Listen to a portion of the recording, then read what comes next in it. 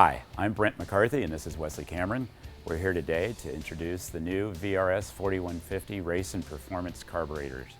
You know, we're really proud of this because for 30 years Edelbrock has been the solution for hot rod carburation. And now we have something that's truly a race carburetor that's street friendly. Wesley, could you tell us a little bit about the carburetor? Yeah, so this carburetor packs lots of race features like 4-circuit metering, and also packs in some street features. It's available in 650, 750, 850, and 950 CFMs, and yeah, it's a great carburetor. Let's go into a few more of the details. What I see here is a very large carburetor with large fuel bowls, large main body. Wesley, how about the fuel bowls? Could you tell us a little bit more about those? Yeah, so our fuel bowls have dual fuel inlets. They are larger capacity than a standard fuel bowl.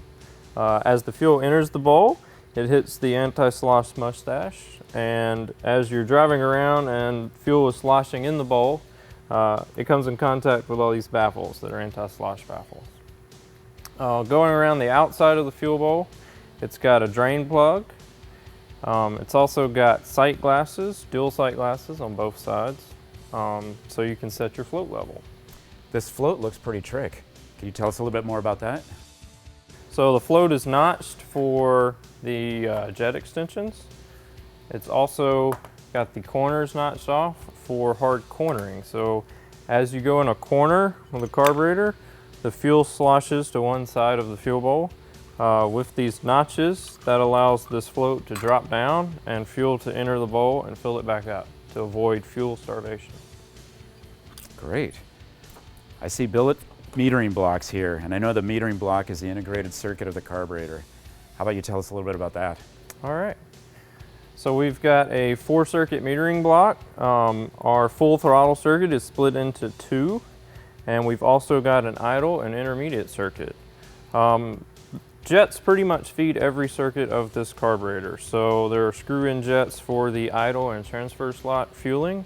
There's a screw-in jet for the intermediate circuit fueling. There's screw-in jets for all the emulsions. Under the power valve, there's screw-in jets for the power valve fueling.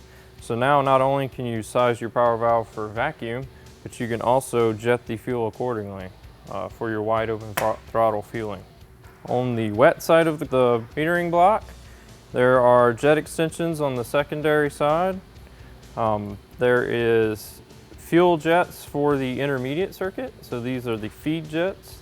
And there's also an additional idle fueling jet. So if you need more fueling in your idle and transfer slot than the main circuit is providing, you can add additional idle and transfer slot fueling. Sounds great. It sounds like you'll be able to tune anything you need to in the fuel system. There's many knobs to turn in the metering block.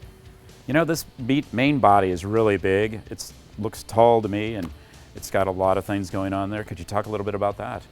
Yeah, so our main body is 1/2 inch taller than standard carburetor. Another interesting feature is how the boosters are installed in the main body.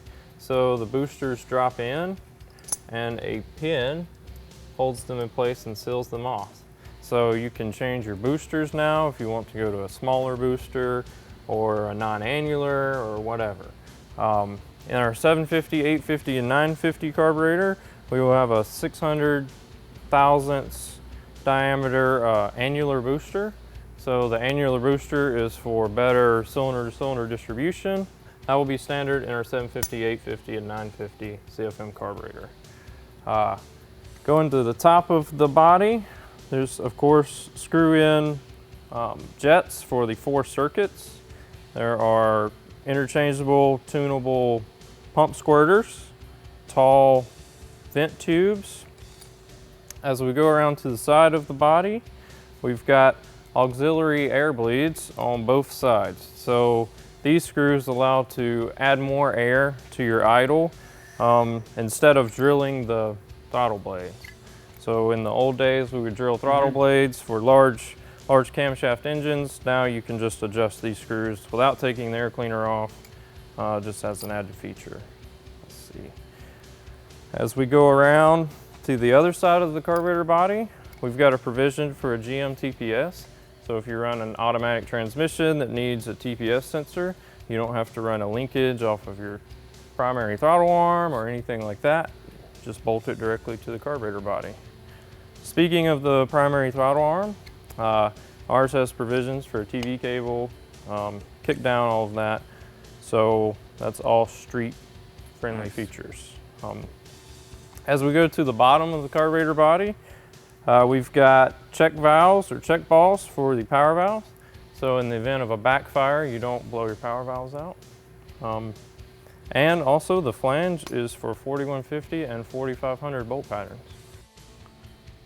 Sounds like a really impressive package. I think this will match up well with all the other products we have at Edelbrock.